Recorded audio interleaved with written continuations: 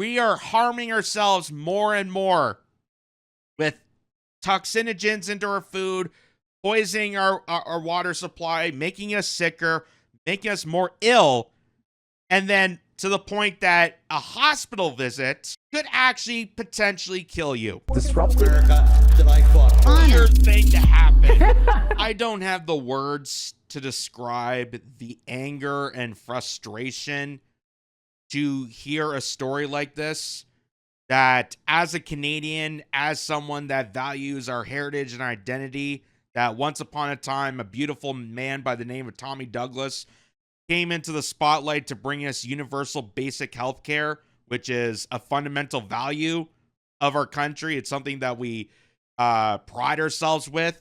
And now in 2025, you see more and more of these headlines coming out that just makes you so angered, so frustrated, so emotional for families that are dealing with situations like this. So, Ontario family sues hospital and staff over their son's death. So to give you a gist of it, we're going to show you the video footage that goes with it. This is a family from Oakville, Ontario, that their son had medical complications. They send him to the ER. And for some mysterious reason, for some weird, wacky reason, the hospital that they went to the emergency room, did not provide the adequate care and treatment that just let their son die. Some will say that it's lack of funding. Some will say it's lack of staffing. I don't know exactly why they just refused to give this child proper treatment as the severity was getting stronger and just his immune system was getting weaker. I don't know what the case was, but here's a bit of the video to show, and this was covered by Global News. It is just really devastating. It's really devastating, so brace yourself. This is really emotional.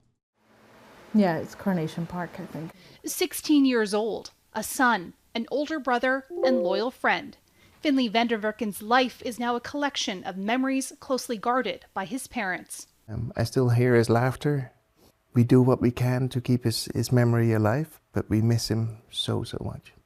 In early February of 2024, a migraine kept Finley home from school, but his condition got worse.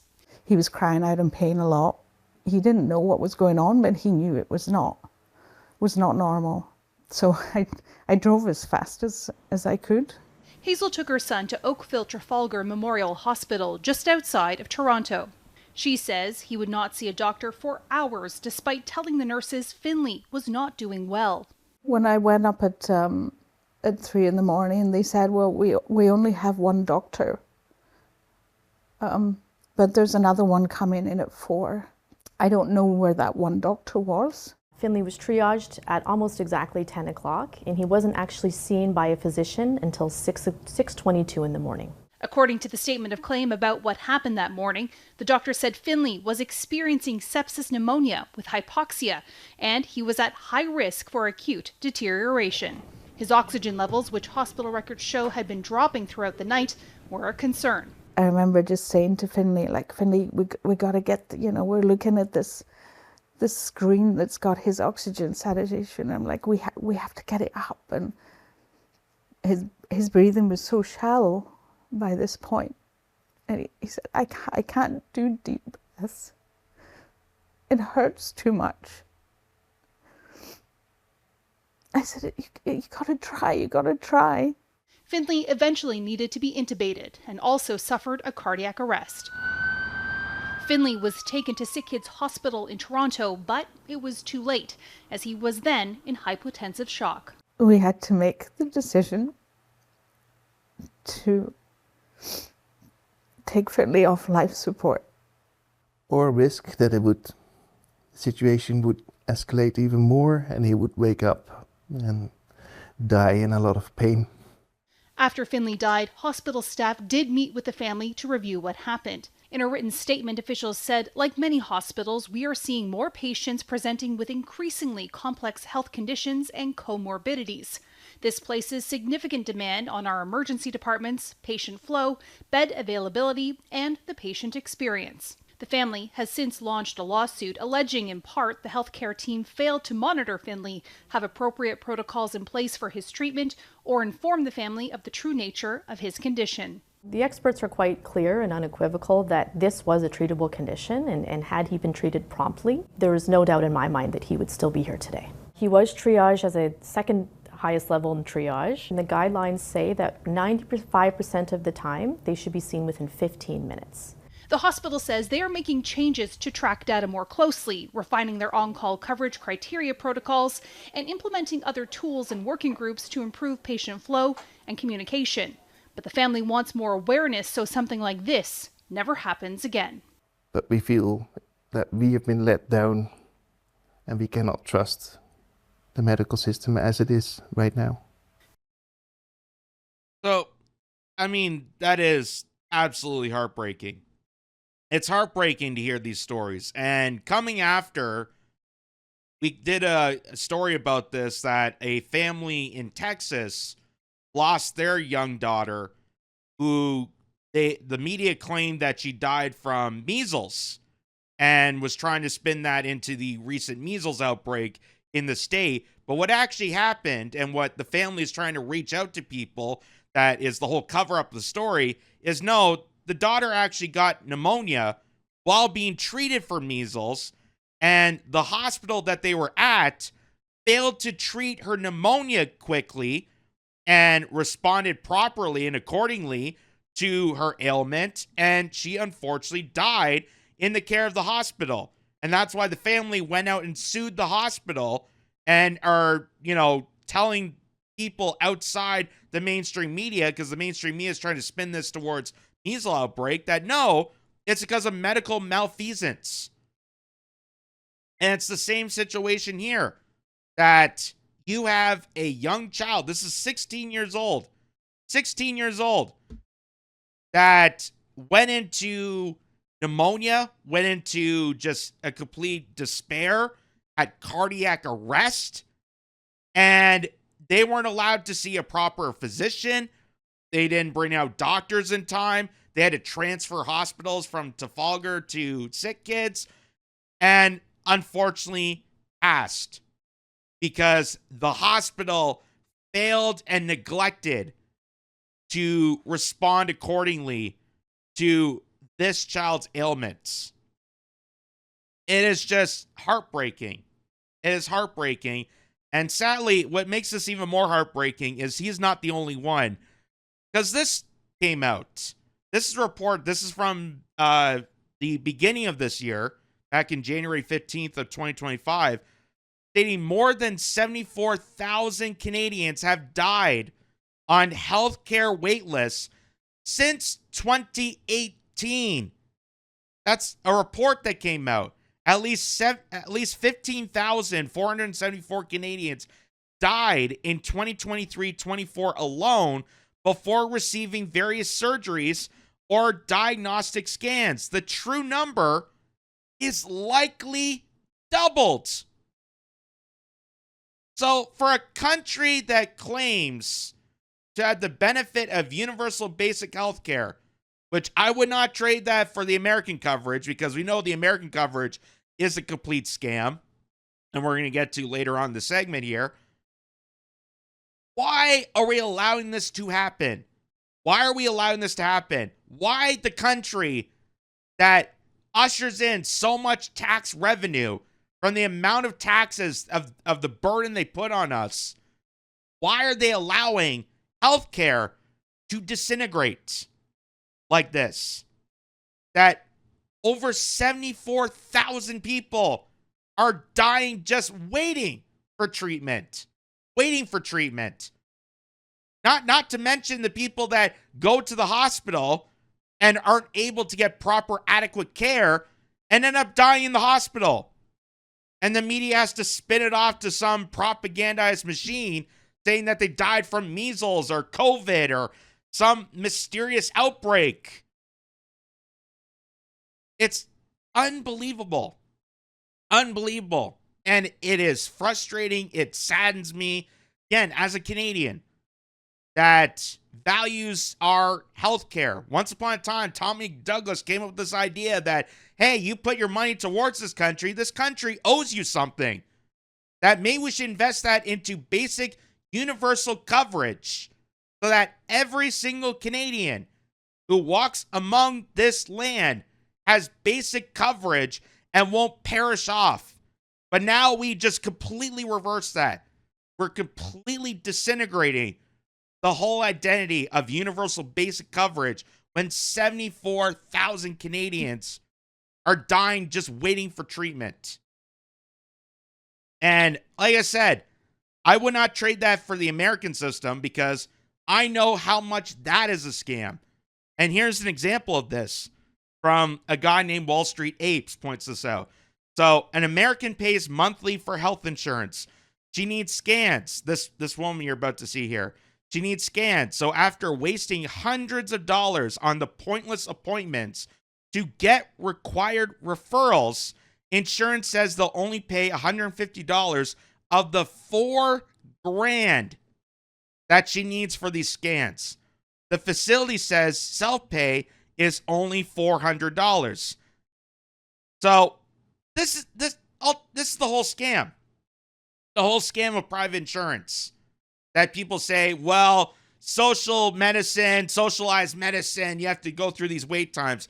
But I'm lucky to have private insurance. Here's the thing about insurance, folks. You could pay the top rate. You can get the gold, platinum, premium coverage that gets you the best benefits whatsoever. The whole purpose of these insurance companies is you pay them a forkload, pretend to get coverage, and they put the paperwork together. But in between the lines, what they don't tell you is that the insurance company then decides what's the least amount, the minimal requirement that we can give to you to say that we covered you without actually covering you. That's the ultimate scam. That is the ultimate scam. So you could be paying thousands and thousands of dollars for top-notch health insurance, thinking that if something happens to you, if God forbid you get sick, you're fine, you're safe. You go to a workplace and you get their coverage and, oh, I'm good, I'm safe. But they will do anything to scam you. Anything to scam you. And that's why a lot of people had sympathy for a guy like Luigi Mangione compared to the healthcare CEO. And it's because of stories like this. This woman here is about to explain her situation of why the health insurance is an absolute scam in America. Listen to this.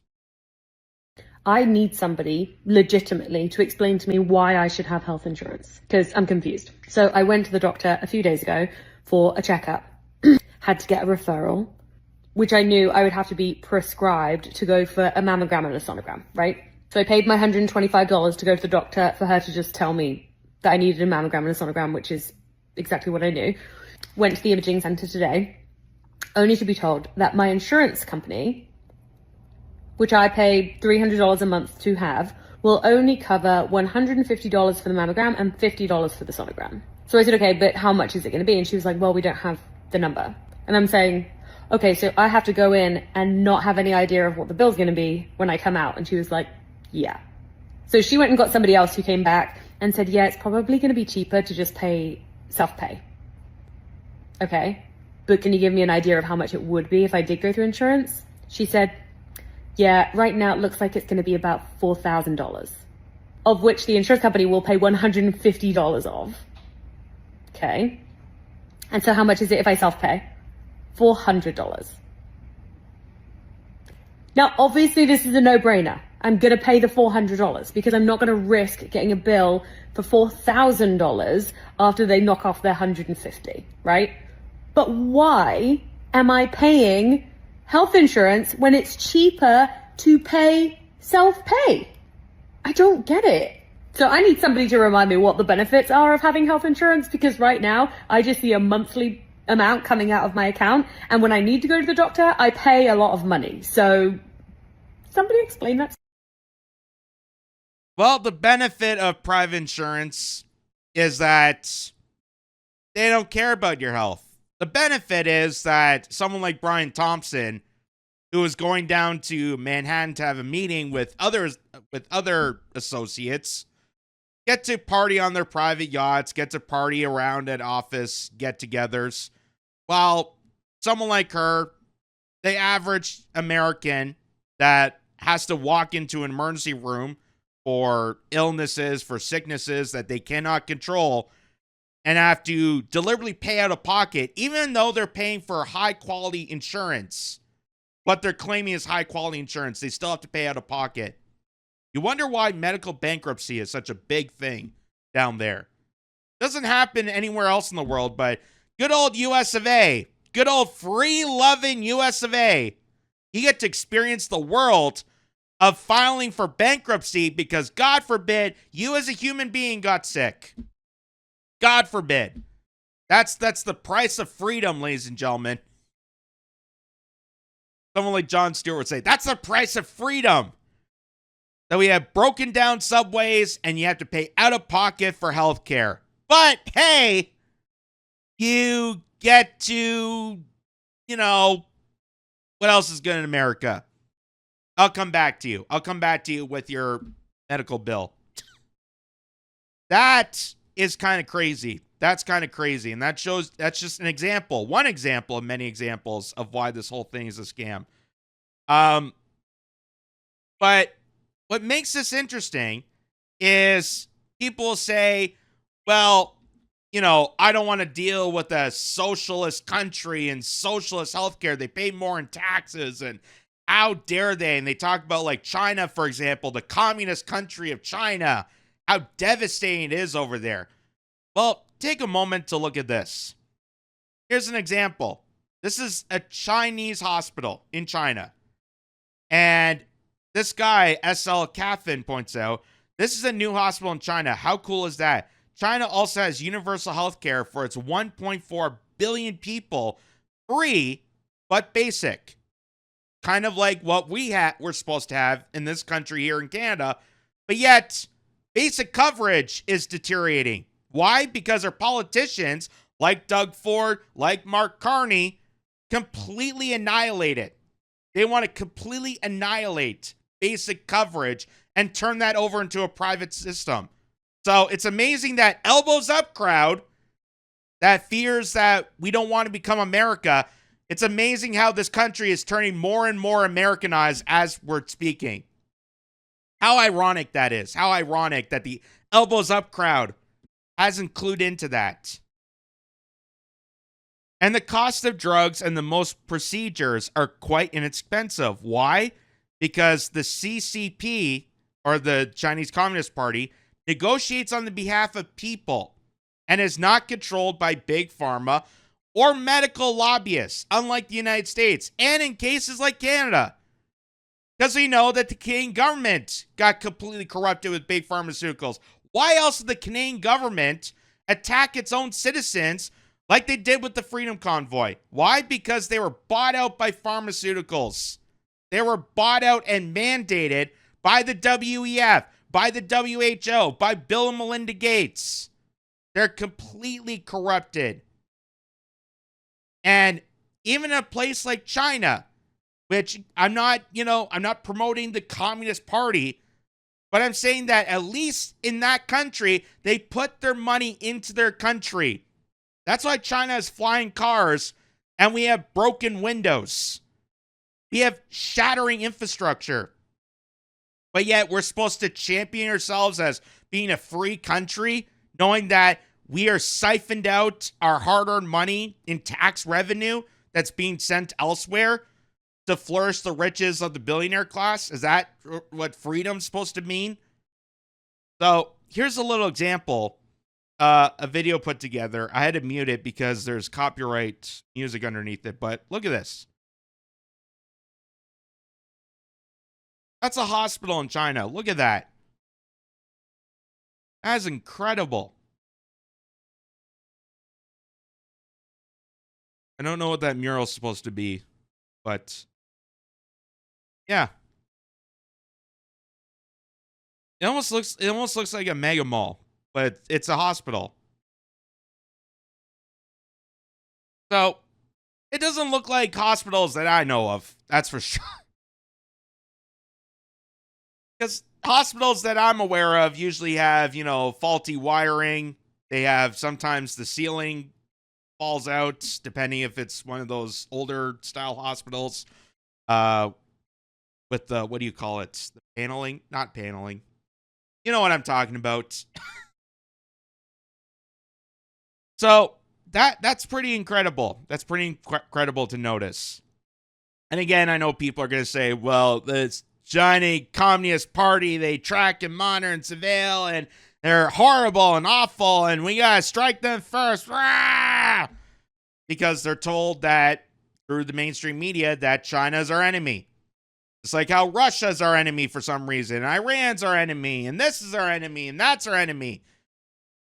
But the people that are telling us that we should be angry and alarmed at China are the same people that are actually evil, diabolically going against you. So, for example, back here at home, while China has almost like a mega mall for a hospital, Ontario ERs are closing at a fast rate. 2024, worst year for Ontario ER closures, CBC analysis finds. 1 out of every 5 hospitals with an ER or urgent care center had unplanned shutdowns. And I say that in quotations, unplanned, because this is the ultimate plan. They want to make it look like it's unplanned. They want to make it look like, well, we had to. We had to because we just don't have the people to service it. We don't have enough doctors and nurses and practitioners and cleaners and this and that. We just don't have the staff to keep ERs open. I do recall a time where the Ontario government, once Doug Ford got elected, did a proposal cutting back on healthcare and firing and eliminating full-time positions of nurses and doctors. Right before they came to despair, they had this emergency breakout of COVID. Remember? Oh my God, COVID's taking up hospitals. We don't have enough people. It's overwhelming. It's so overwhelming. So many nurses can't do TikTok dances anymore because it's just overwhelming. Well, good thing that our government still took the tax revenue, thinking that goes towards something like healthcare, but then eliminated job positions of nurses and doctors. Thank God. Thank God. And then when the time came around that they actually needed more doctors and nurses, oh, I can't find them anywhere. Yeah, because you took away their jobs. So they're going to look elsewhere. That's kind of what happens. That's kind of what happens. Not to mention the deliberate firings during COVID. The nurses and doctors that did not comply with the mandatory mandates of Big Pharma and didn't want to comply and jeopardize actually caring for patients and just go with the flow of the establishment agenda, which did more damage to patients. So this is literally done self-inflictedly from our government. Here's another thing that they don't really blurt out, but this is kind of the hidden message, is that, hey, medically assisted deaths could save millions in healthcare spending. How gross that is to say that in an article. How gross that is that the CBC is almost championing this and saying that, well, rather than taking the tax dollars that we waste on war, that we waste on foolish investments, that we waste on flourishing pay raises for politicians so they drive around in Maseratis, instead of wasting that on healthcare, you're better off dead. Like how sinister that is. How sinister that the Canadian government, whether it's provincial or federal, can just state that you're better off dead. Instead of paying for healthcare, instead of investing that into our country and making people more productive, healthier, safer, making society better for Canada, making Canada actually great, you're just better off just, pulling the trigger. You're better off going and getting plugged up to a machine and just self-deleting yourself. I don't, does Russia promote this? Does China promote this? I don't know anywhere else in the world. I know Switzerland has a similar program, but the thing with Switzerland is at least they look through the records, and if they notice that there's more assisted deaths than there is in their population, they have some concerns. They're going to look at their policies and say, maybe there's something we can do to cut back on the amount of people that are medically assisting their self-deletion. But instead, here in Canada, we promote it. Because look at all the money that we're saving. Well, where's that money going towards then? Where's that $136 million going towards? Because it's not going to hospitals. It's not going to nurses. It's not making the country great. So where's the money going towards? You tell me. You tell me. So going back to this, again, just showing you how other countries handle healthcare situation. Back to China, this guy, Jason Smith, said he had a severe inner ear infection in China right now. 2 specialist visits at 2 hospitals, 3 days of IVs, and several boxes of medicine was 900 RMB, which is $125.18, refunded in total by my people's insurance card. So that's, I guess, their health insurance, like their OHIP card. Deductible is 0. The total amount paid, 0. So for an inner ear infection that you can't really control, and I know people like to make that argument. They like to, try to make the high point of, oh, well, why should I pay for the medical care of someone who's diabetic? He just needs to lose weight, Tubby. Why should I pay health care to a senior? I don't care for them. First of all, really insensitive there. Really showing your true colors. The other thing is, a lot of these countries, if you look at the whole philosophy of this is why this is an ultimate scam in a lot of Western places than, say, China or any other countries, and so on, is notice how everything from their food, everything from their water, it's not contaminated by poisons. It's not contaminated by poisons. So the country is actually getting healthier because their food is not poisoned. They're not getting toxinogens in their air. Their water isn't being contaminated, which doesn't make them sicker. And then when they get sicker and have to go to the hospital, they don't have to go into complete bankruptcy to get themselves treatment to get them a tiny bit better. Because here on this side of the world, we don't actually treat people for getting better. We just treat them for the longevity of their sickness. We want the sickness to roll out as much as possible. We don't want to actually cure people or help people get healthier. We just want to make their sickness long enough so that we can make a profit every point in turn. That's why doctors don't tell you about, just changing your diet, exercising, vitamin D. They don't talk about natural immunity. And I've learned this through the years of COVID. When you hear Peter McCullough, when you hear Dr. Pierre Corey, when you hear Casey and Callie Means, the 2 doctors that were on Joe Rogan, explained it perfectly. That's why the whole system is massively corrupted. Doctors are being told never to treat their patients and actually care for them, but just to be the servicemen and women to the pharmaceutical industry. Oh, your back hurts?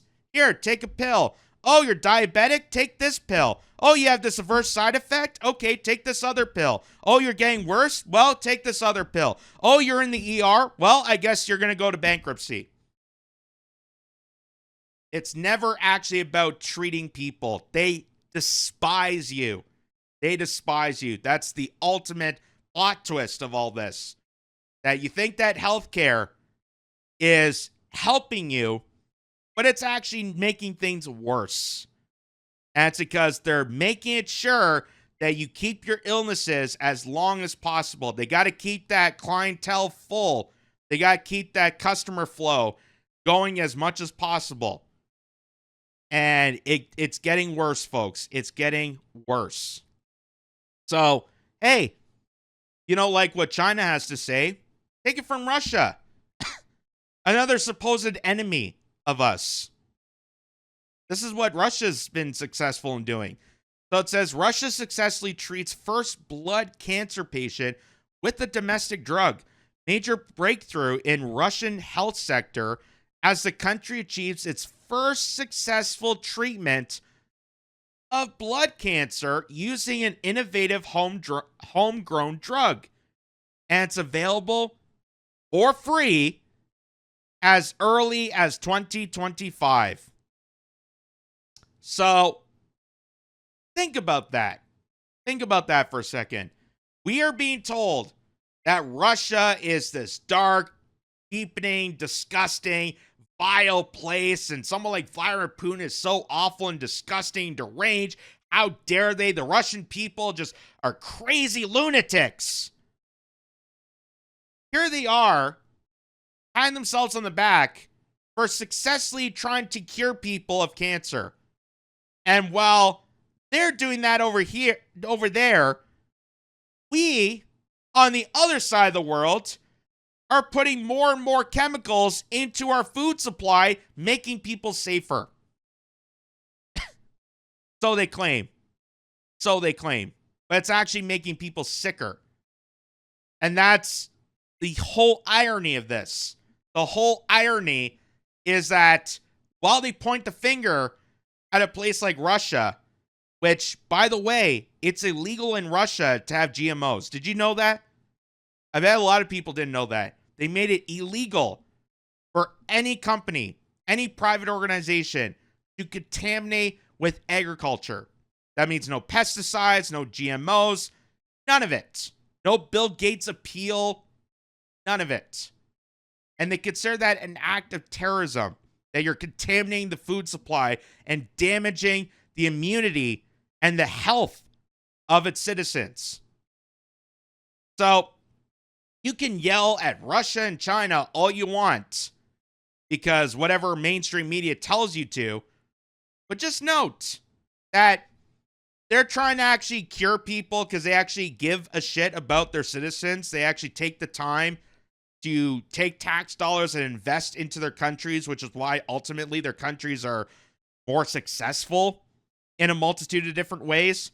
While here, while we pat ourselves on the back of freedom and we're doing the greatest thing and making America great again, elbows up, Canada, we are harming ourselves more and more with toxinogens into our food, poisoning our water supply, making us sicker, making us more ill, and then to the point that a hospital visit, when you think a hospital visit is actually going to help you and get you better, could actually potentially kill you.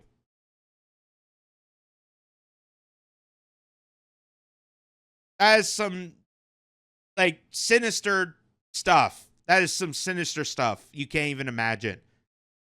So, it's just so insane that you hear stories like this, and someone saying that as a Canadian, you know, you idolize the fact that we have universal basic coverage, and I know people make the argument that, oh, well, that's what you get for socialized medicine.